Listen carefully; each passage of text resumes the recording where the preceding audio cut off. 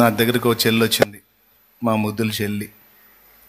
భయంకరంగా తాగుతున్నాడు అన్నయ్య, తాగినోడు ప్రశాంతంగా ఉంటాలా, నన్ను ఏది ఇస్తున్నాడు అన్నయ్య, మారతాడనే నమ్మకం కూడా లేదన్నయ్య.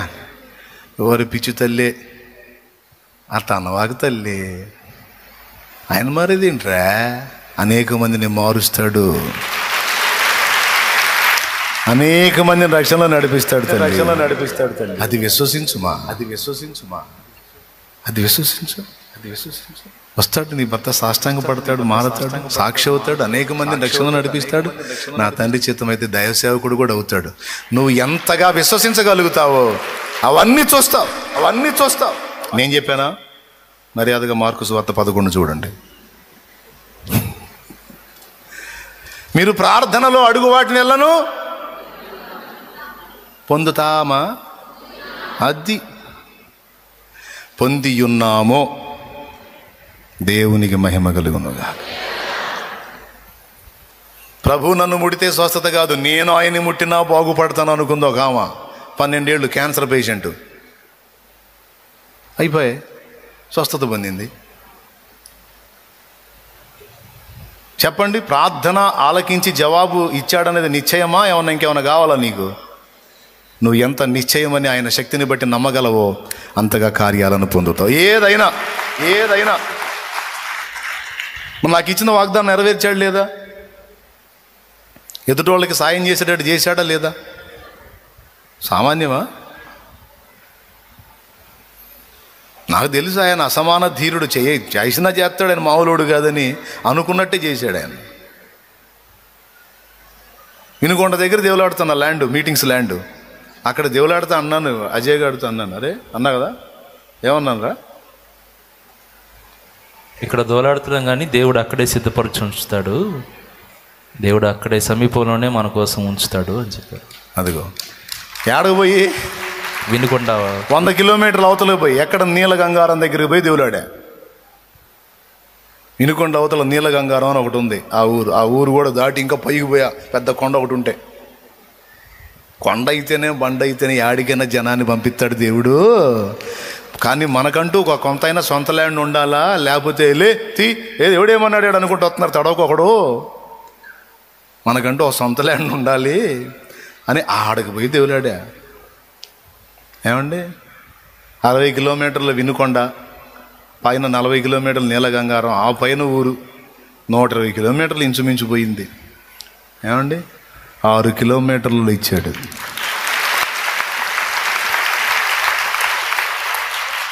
దేవులాడింది ఎక్కడ? 120. విశ్వసించింది ఎక్కడ? అక్కడే దాచిపెడతాడ్రా, అక్కడే ఉంచుతాడ్రా. చాలా ఇష్టంరా యేసయ్యకి నేనంటే, చాలా ఇష్టంరా యేసయ్యకి నేనంటే. నన్ను రిస్క్ పడినీడ్రా, దాచిపెట్టుకుంటాడ్రా, నా కోసం దాచిపెడతాడ్రా. అమ్మ బిడ్డకి తినుబండరాలు దాచిపెట్టింది చూడు, దాచిపెట్టింది చూడు. వాడు రాగానే మురిపోయిందేరా ఇదిగోరా అని ఆ బాక్స్ ఓపెన్ చేసి తీసుకొచ్చి వాడికి ఇచ్చి వాడు తింటే సంతోషంగా చూసి చూడమ్మా. దాచిపెట్టి దాచిపెట్టి పెట్టింది బిడ్డకి. అట్లా మనకి దాచిపెట్టి దాచిపెట్టి ఇచ్చుకుంటాడు ఆయన. మీరేమో ఆయన ప్రేమను నమ్మరో, ఇస్తాడని నమ్మరో. మరి నన్ను ఏం చేయమంటారు? అదేమంటే నేను ఒకటి దొరికాను పట్టుకొని ఆడవటానికి, నా ప్రాణం తీస్తండ్రి. దేవునికి స్తోత్రం, హల్లెలూయా. చేయడండి, నీకోసం దాచిపెడతాడు రా తల్లి, దాచిపెడతాడు. ఆ సమయం వచ్చినప్పుడు దాచింది నీ చేతికి ఇచ్చి సంతోషపెడతాడు. తల్లికున్నదా తండ్రికున్నదా నీ ప్రేమ జాలి యేసయ్యా? తల్లికున్నదా తండ్రికున్నదా నీ ప్రేమ జాలి యేసయ్యా? అన్నదమ్ములకైనా కన్న బిడ్డలకైనా నీ ప్రేమ లేదు యేసయ్యా. యేసయ్యా యేసయ్యా నా మంచి యేసయ్యా, యేసయ్యా ఏసయ్య నా మంచి ఏసయ్యా, ఏసయ్యా ఏసయ్య నా మంచి ఏసయ్యా, ఏసయ్యా ఏసయ్య నా మంచి ఏసయ్యా.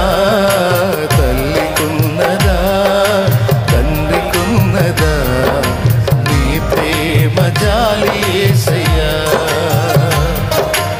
అన్నదమ్ములకైనా కన్న బిడ్డలకైనా నీ ప్రేమ లేదు యేసయ్యా.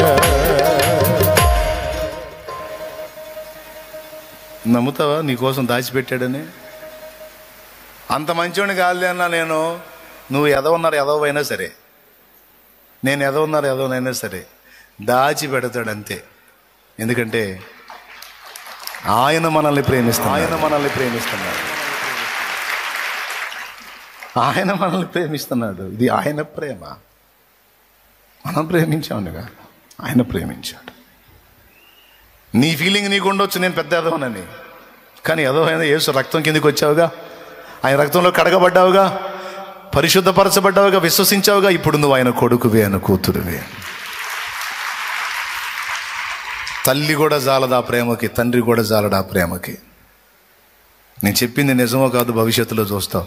అన్న చెప్పాడంటే ఖచ్చితంగా నా తండ్రి నాకు దాచిపెట్టే, అది ఏదైనా కావచ్చు, నీ సమస్యలకు పరిష్కారం, రోగానికి ఔషధం, దేహానికి కావలసిన ప్రతి ఒక్కరికి సమాధానం, సమాధానం,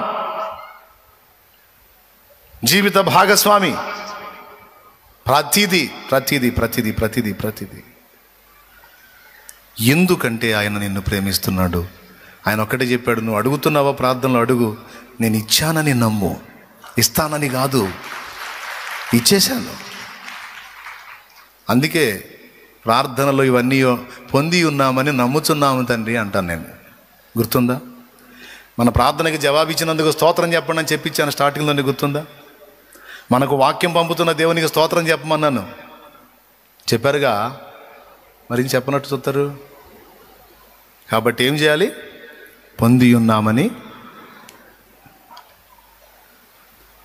చెప్పండి. రక్షణ గ్యారంటీ.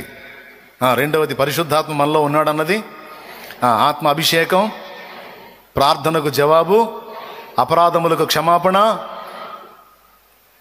ప్రార్థనకు జవాబులో పొంది ఉన్నామని పొందుతామా?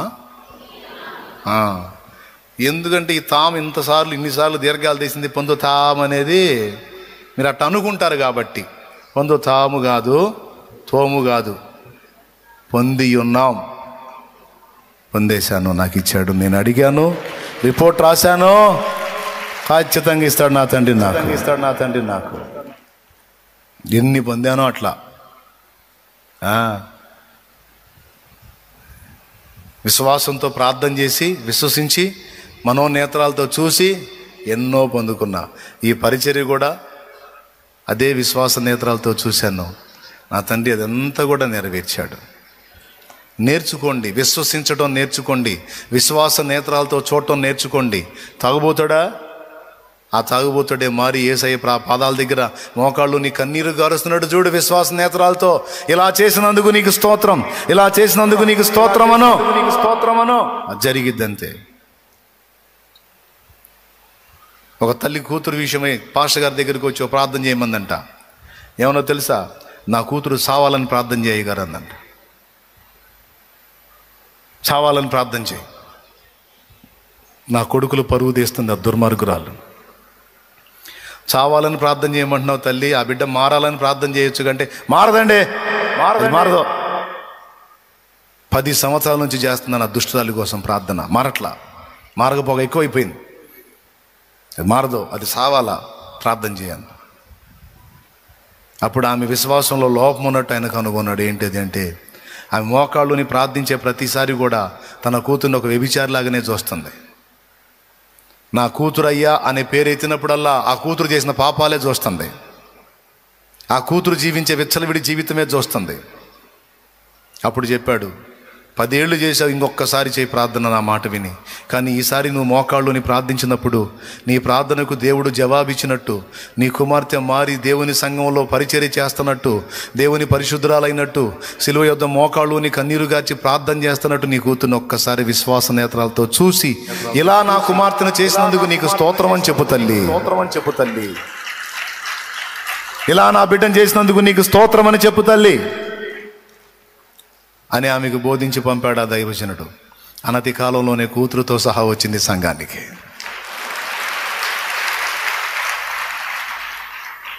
దేవునికి మహిమ కలుగును గాక. చూడండి, మనం ఏది విశ్వసిస్తామో, అంతకుముందు 10 ఏళ్ళు ప్రార్థించిన ఆ అమ్మాయి పేరు వచ్చినప్పుడు అలా ఏం విశ్వసించింది? ఆ అమ్మాయి చేసే చెడుతనం, మార్పు లేని అమ్మాయి జీవితాన్నే చూసింది, అదే జరిగింది. కానీ ఇప్పుడు ఆ అభిప్రాయాన్ని మార్చి మనోనేత్రాల్లో ఆమె మారినట్లుగా చూడమని పంపించిన దైవజనుడి మాట విని అలాగూ ప్రార్థించి ఇప్పుడేం జవాబు పొందింది? ఆమెను జయించగలిగింది. చాలా విషయాల్లో ఇదే వర్తిస్తుంది. అలా విశ్వాసాన్ని ప్రయోగించటం అనేది మనం నేర్చుకోవాల్సి ఉంది. దానికి కూడా దేవునాత్మన సహాయం కోరండి.